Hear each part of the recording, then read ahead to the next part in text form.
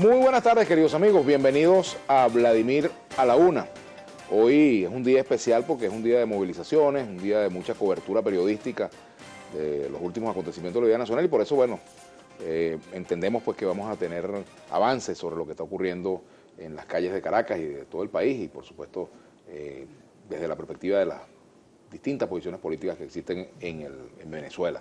Nuestra etiqueta en el día de hoy es Claudio a la Una. ¿Por qué? Porque está con nosotros Claudio Fermín. Antes de dar la palabra a Claudio, bueno, quiero decir que el equipo de Globovisión, el equipo de Vladimir a la Una particularmente, estamos muy contentos porque ayer fuimos galardonados con el premio Cacique de Oro.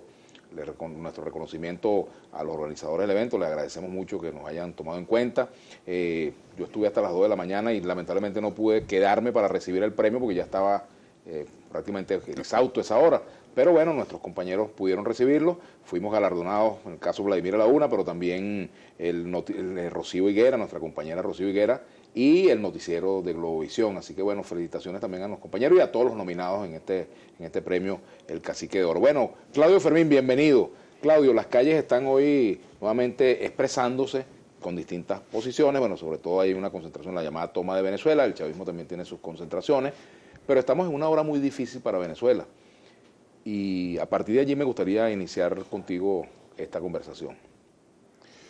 Buenas tardes, Vladimir, y gracias al canal y gracias a ti por mantener este espacio en el que podemos, tanta gente, conversar con Venezuela, sobre todo en una hora, digamos, de hegemonía comunicacional, donde son pocas las ventanas para que conversemos con libertad y con franqueza sobre los asuntos que nos atañen. Así que me sumo a ese reconocimiento. Muchísimas gracias por mantener este programa bajo este esquema, bajo este matiz. Gracias a ti, Claudio, por eso. Es una hora ciertamente complicada, porque fíjense que personas de reconocida jerarquía, expresidentes de distintos países, de Dominicana, República Dominicana, de Panamá, del gobierno español, que estuvieron en esas funciones, no obstante las reservas que muchos venezolanos tenemos a que líderes extranjeros metan sus narices en nuestros asuntos que deberíamos estar nosotros en capacidad de resolver entre nosotros, pero sin embargo lo cierto, lo real, es que hubo durante algunos meses, varios meses, la gestión de estos intermediadores, de estos dialogantes, ¿no? Y lamentablemente fue un fracaso. La gestión de Rodríguez Zapatero, de Torrijos y de Leonel Fernández fue un fracaso torrencial, porque en narices de estos mediadores el gobierno violaba la Constitución sistemáticamente. En narices de ellos, ¿cómo hubiese sido si no hubiesen estado bajo la mira internacional? Pero en presencia de estos negociadores, el gobierno negó el referendo revocatorio, el gobierno dispuso de una forma discrecional del mandato de los gobernadores, porque los ciudadanos elegimos a esos gobernadores por 4 años y sin ninguna entidad, sin ningún atributo para eso, el gobierno les ha extendido el mandato a estos gobernadores, el periodo administrativo. El gobierno ha ocultado al país, le ha ocultado a usted en qué va a utilizar el dinero el próximo año, mediante el artilugio de mandar el presupuesto al Tribunal Supremo de Justicia. El gobierno violenta derechos humanos y mantiene presos políticos sin ninguna razón, pero absurdo, sin razón alguna, con más que cree esa figura de que no son presos políticos, sino políticos presos. El gobierno desde el 14 de enero ha gobernado bajo un estado de excepción. En otras palabras, Vladimir, la Constitución de Venezuela es una ficción, la Constitución no existe. Hay tinta sobre papel, pero la Constitución se ha convertido en una ficción y en la propia cara de estos negociadores el gobierno violentaba, pisoteaba sistemáticamente la Constitución. Por eso es que afirmo con tristeza que ese diálogo fue un fracaso. Pareciera que lo que estaban negociando era más bien un modus vivendi con un gobierno violador de la Constitución. Ahora, Claudio, fíjate. Eso es muy grave. Se ha reactivado una instancia de diálogo y esto ha provocado, bueno, quizás distintas tonalidades en la oposición frente a este hecho. Pero lo cierto es que el Papa, el Vaticano, pues está involucrado en esta iniciativa. Que haya fracasado, que no haya dado resultado el pasado intento, no quiere decir que lo que se haga de aquí en adelante corra la misma suerte. Eso depende de muchas cosas, ¿no? Opino igual, opino como la premisa de tu pregunta, pero justamente para que esas gestiones que ahora un nuevo intermediario, en este caso la Iglesia o el Vaticano, como se le quiera llamar, para que esas gestiones ahora den resultados, debe tomarse en cuenta la experiencia previa. Y yo subrayo, perdonen que sea repetitivo, pero la intermediación de estos expresidentes fue un fracaso rotundo, un fracaso rotundo. Y lo que tenemos ahora los venezolanos, que aspiramos el cambio, que aspiramos que se respete la Constitución, lo que queremos es que la Constitución se respete. Lo que queremos es que el presidente de Venezuela, que juró hacer cumplir la Constitución y las leyes y defender la Constitución, y se ha convertido en el adalid de la violación de esa Constitución, que el señor presidente respete la Constitución.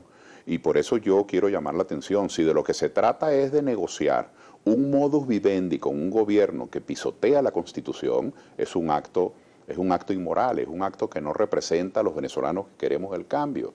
Si de lo que se trata es que la Iglesia o el Vaticano, Vladimir, coloquen su prestigio, coloquen su fuerza como para impulsar un nuevo amanecer en el país al servicio de que las cosas se hagan bien, lo primero que tenemos que comenzar es a cumplir la Constitución.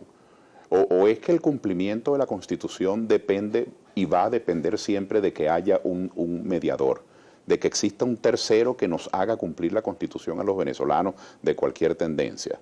¿Por qué se le oculta el presupuesto a los venezolanos? Nadie sabe qué es lo que contiene ese presupuesto. Entonces yo tengo derecho, y no por suspicaz, sino porque ya ha ocurrido, tengo derecho a pensar que en ese presupuesto hay varias partidas para comprarle armamentos a los chinos, a los rusos, para hacer donaciones ingentes a los cubanos, pero sin embargo allí no debe estar el dinero para el hospital de Cumaná, que se está cayendo a pedazos.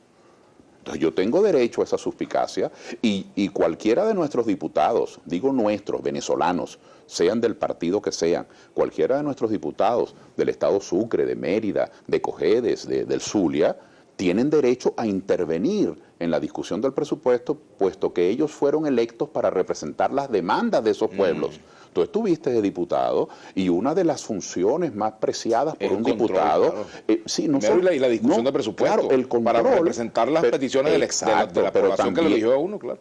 También diligenciar en ese momento estelar. Mire, yo me comprometí con la gente de Garabato, allá en el Baúl, me comprometí a tramitar las vías de penetración. ¿Dónde están esas partidas? Pues la representación del país no podrá hacerlo en esta ocasión, puesto que el presidente Maduro resolvió de manera expedita ocultar qué es lo que está pasando. Claudio. Entonces yo pregunto, y es una pregunta en voz alta, con respeto, con ilusión de que las cosas se hagan bien, con esperanza de que esto funcione.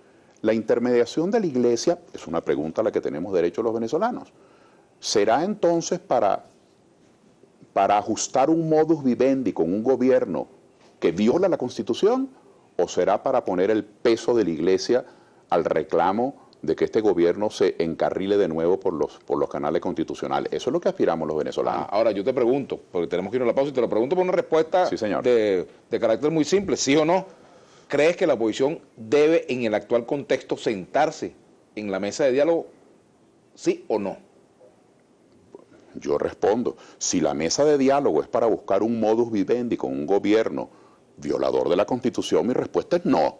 Si la mesa de diálogo es un gobierno que dice, voy a corregir, voy a soltar presos políticos, el presupuesto va a la Asamblea Nacional, se acabó el gobierno bajo medidas de excepción, puesto que esas no fueron aprobadas por la Asamblea, entonces opino que sí. Nosotros no podemos seguir extendiendo por la vía de la costumbre, de los usos y costumbres, convertir en normal lo que es una flagrante violación de la Constitución por parte de Maduro. Que por cierto ha anunciado el presidente Maduro que estaría dispuesto a ir, ha anunciado que iría a esa reunión del próximo domingo, si se da esa reunión. Eso sería un escenario para que la oposición de cara al presidente, sin intermediarios, le diga lo que le tiene que decir. Bueno, pero es que si es que tiene 4 años diciéndoselo. Ahora sí, no seamos tan preciosistas. ¿Es que acaso hace falta Margarita para que Maduro entienda que tenemos 4 años diciéndole que suelte a los presos políticos, que no violente más la Constitución, que no abuse más del poder que le fue conferido? ¿Hace falta Margarita para eso? Hace falta irnos a la pausa, Claudio. Vamos a la pausa, ya venimos con Claudio Fermín, nuestra etiqueta. Claudio en Vladimir a la Una es la cosa, ¿no? Claudio en Vladimir a la Una. Aquí, entonces, para sus opiniones y comentarios con, perdón, Claudio a la Una. No, Claudio a la Una es la etiqueta, me confundí. Claudio a la Una por Globovisión. Aquí nos vemos todos. Ya venimos.